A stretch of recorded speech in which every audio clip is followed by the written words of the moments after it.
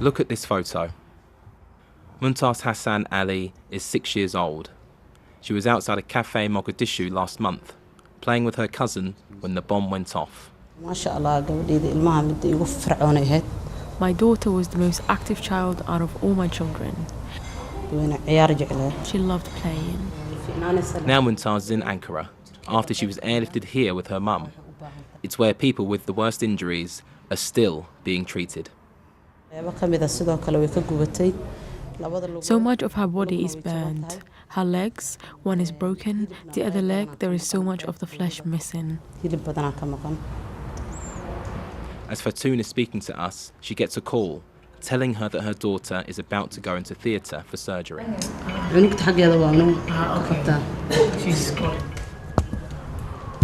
Alo, Cihane Hanım, çekim henüz... Efendim, bekliyorum. Tamam. Tamam, görüşmek üzere. 35 people were taken from Mogadishu to Turkey's capital for treatment. Mahad Ibrahim Siad spent 28 days in hospital. He was 30 years old.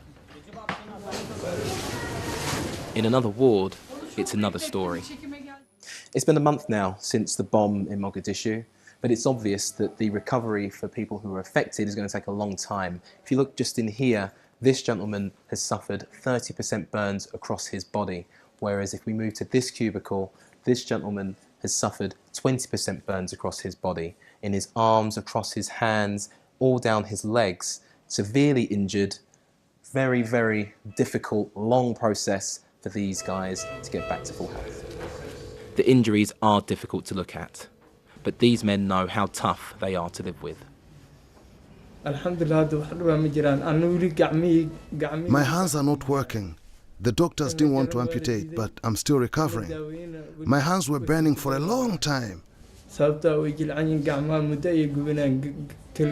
When the explosion happened, everyone was running, but no one was helping me.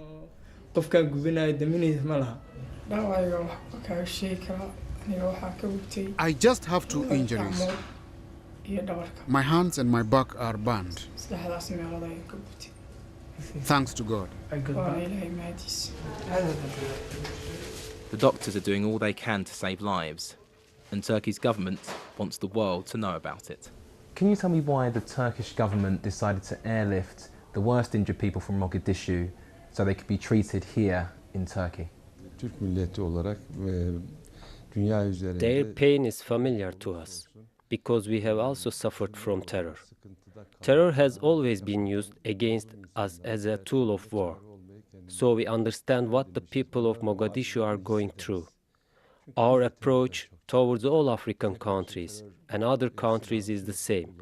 It's about humanitarian relations. More than 350 people died when a truck packed with explosives went off in the centre of Mogadishu. It's the worst terror attack in Somalia's history. No one has claimed responsibility for it, but there's been more murder since then. 2 weeks later, another attack. Al-Shabaab militants this time. At least 23 dead, dozens hurt. One day, Mumtaz and her mum will be ready to return to Mogadishu. Scarred, hurt, but alive. Daniel Henry, BBC News in Ankara.